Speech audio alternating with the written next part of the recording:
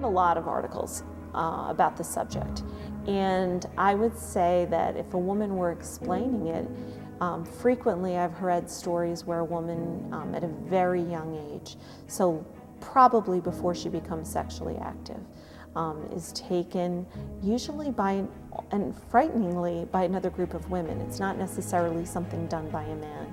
That mere fact to me is startling. I mean, it's, when you think about what female circumcision is, like, I think most people know that it's, there's no reason that a woman needs to have her clitoris cut off. There's no reason that these things need to be happening. And it's extremely painful, and often it happens to girls at a very young age before they have any say in it. But I don't think, obviously most people here will not have the cultural context to place that into, well, why are people doing this? They're not doing this because they want to hurt girls, or they, just want to cut a girl's clitoris. There's obviously reasons that this has been happening for so long. And the best thing and the thing that their girls need. I don't think any parent probably wants to harm their child and is doing it for that reason, but I think it's done for cultural, social reasons that maybe aren't questioned enough. We'll call Martha. She must have been around my own age. She told me her story. Martha was circumcised when she was 11 years old, married at 13, and pregnant with her first child when she was only 15 years old. Now, due to complications surrounding her pregnancy, she ended up having a miscarriage and suffered from obstetric fistula. Today, Martha works in the courts, working to advocate for other young girls who might undergo a similar fate. Specifically, she tries to prosecute families who are planning to have their young girls married off at young ages, which is also illegal in the country. And I was really inspired by her story and a lot of the stories that I heard that day of women who are really trying to fight back against systems that were meant to hold them in their place.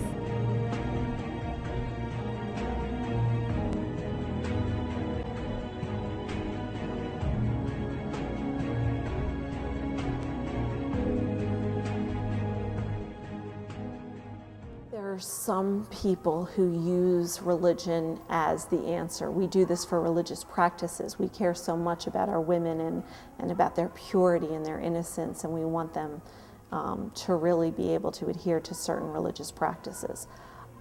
I suppose that to a certain degree that's an excuse, that ultimately it's a way to control women, it's a way to control their sexuality, it's a way to control their bodies, it's a way to make sure that a woman remains faithful to a man.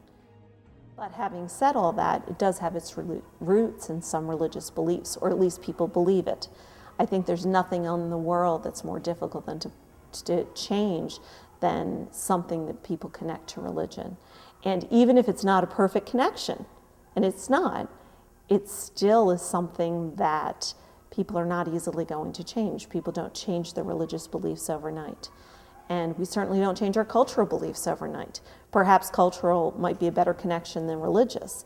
And for that main reason, we stick to what we believe. We follow what our parents and our grandparents have done, even when it's not good. According to the World Health Organization, there are 4 types of FGM. Type 1 involves cutting or removing the clitoris. Type 2, so it is a total removal of the clitoris and the labias.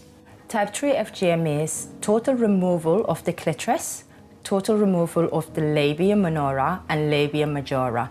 And then the skin is being pulled together and it's being stitched up all the way down until the parasites have a very small opening hole, which is no more than bigger than matchstick. Type 4, which is unclassified, include pre-keen piercing. Nadia actually spoke really passionately about the benefits of female circumcision. She told me the girls who haven't been circumcised today are too hot, as she would call it. And she described the clitoris sort of like a sexual engine, to one that persuaded girls to be sexually deviant and promiscuous.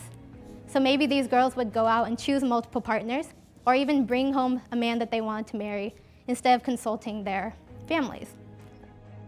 The justification is like, well, women need to be controlled, and women are, they're too interested in sex, and we have to make sure from age 5 or age 11 or whatever that they're, not going to be led astray and whatever by their bodies. Nadia continued that criminalizing the practice of female circumcision has really changed the fabric of her community. As today, families are a little bit more hesitant to have their girls circumcised, not because they don't agree with the practice, but rather because they fear punishment. And Nadia stressed that this was really moving society away from one that was safe and proper for girls. And as she continued to speak, I realized that from her perspective, all she was doing was advocating for the best interests of these girls. If you're in a society where everybody does it and this is the expectation and you're supposed to be getting, you want your girls to grow up and be able to get married and have families and be happy, and you're in a society where, men are not going to want to marry a girl who's not cut, and that's an issue. It's also, when you think about being a mother and saying, well, do I do this, which was also done to me, send everybody I know, or do I leave my little girl to be ostracized and, considered dirty and unmarriageable? And there's a lot of social pressure that isn't. So I think that they take sort of a critical mass, and maybe that's what those discussions are about, is convincing like a whole community at once. Maybe not every single person, but enough people that people start to, come together and decide, we're not going to do this to our girls.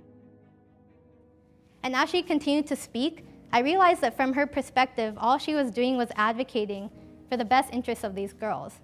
Just as the girls I had spoke with in the court felt, she just wanted to make their lives better.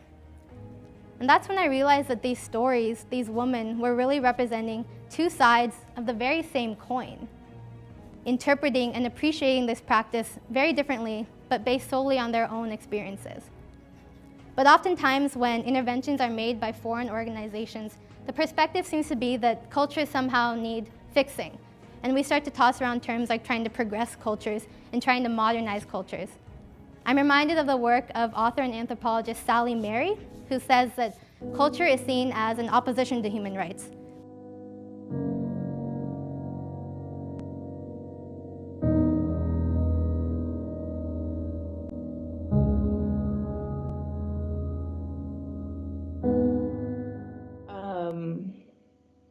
But again, I also think, as I said, that parents think they're doing the right thing for their child, and it's not, sort of the intentional harm. So I have mixed feelings about it, although I think it's not the right thing to do. I guess I come out on the side of